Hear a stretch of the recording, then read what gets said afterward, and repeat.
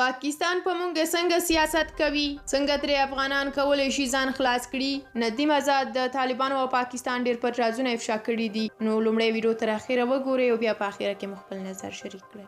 ندیم آزاد لیکي ابو جهل لښکریان اسلامي امارت ته پرانیستی لیک. پاکستان مو ګډ دښمن دی او تر نن ورځې د هیڅ مرکزي نظام څخه خپل ملاتړ نه دی اعلان کړی. همیشه خپلې ګټې پاللي او د افغانستان په ملي ګټو یې معامله کړې.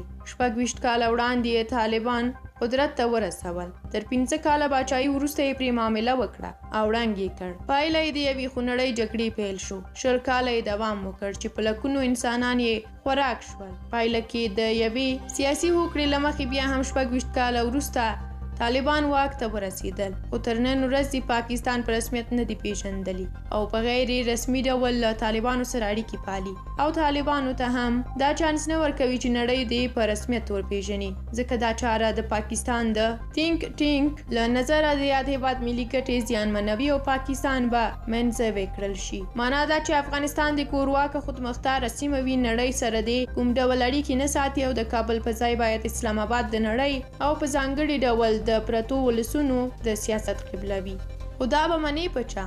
د نجونو پر مخ د ښوونځیو بندول، د نصاب تغیرول، د خلکو شخصي ازادیو ته نه درناوی، د افغانستان په پتمنو او باعزته نجونو د ټابلیټ کارت د استعمال تورونه ټول هغه عوامل دي چې د یو بشپړ پلان له مخې پر مخ وړل کیږي چې افغانستان نور هم منځوی شي تر څو په رسمیت پیژندنه کې لا خنډونه واقع شي. پیژنې او د دې ټولو دسیسو تر شا د پاکستان جاسوسه نمبر 1 شبکه ISI قرار لري. طالبان شنه خره دي او هم ملي ګټو ته ژمن نه دي، ځکه دوی عمومي مسایل او چیلنجونه پریښي او خلکو ته نوی دین ښایي. په داسې حال کې چې افغانان د نړۍ تر ټولو غوره مسلمانان دي. په چټي کارونو لکه ګیره د لنډه د اوږده د مکتبونو دروازې کلکې تړلي. سړی فکر کوي چې دا مسلمانان یوازې دوی دي. دغه ډول کارونه پاکستان ته بیا موقع ورکوي چې یوه بله ډله وروځي او بیا دې پرې له باغو واړوي. نور نو د سړي زوی شه نجسه. په لاندو ټکو کې درته وایم پاکستان په موږ سیاست کوي. که دا امارت دومره ښه نظام وی ولې خپل هیواد کې نه پیاده کوئ؟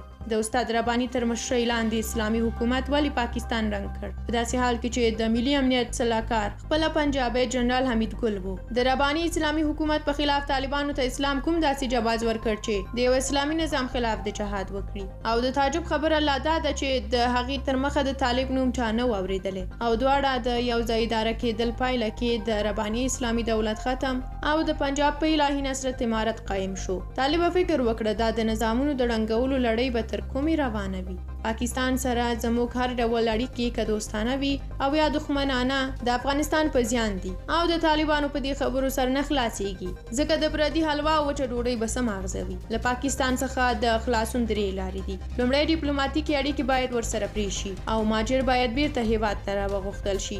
دویم د یو ملي 15 لکه کسیز ځواکمن پوځ جوړول او په نویو ماډرن تجهیزاتو سمبالول. دریم هندوستان سره ښې اړیکې جوړول او د هندوستان سره په ګډه همغږۍ د بلوچ لیبریشن آرمي BLA او TTP کلک ملاتړ کول او پاکستان کې سافت ټارګټ په نښه کول. نور نو الله دې زه مکمل شي. ډېر ژر به یې واورئ چې د کابل حکومت سقوط شو، خو بیا به یې هم زور یې له ولسه وځي. له تاسو مننه چې ویډیو مو تر اخره ولیدله. لکه څنګه چې مې په لومړي سر کې یادونه کړې وه، دغه لیکنه د ندیم آزاد وه چې موږ له تاسو سره په دې ویډیو کې شریکه کړه. تاسو یې د دغه خبرو په اړه خپل نظریات په کومنټ کې ولیکئ. تر بیا او بلې ویډیو الله مو مل شه.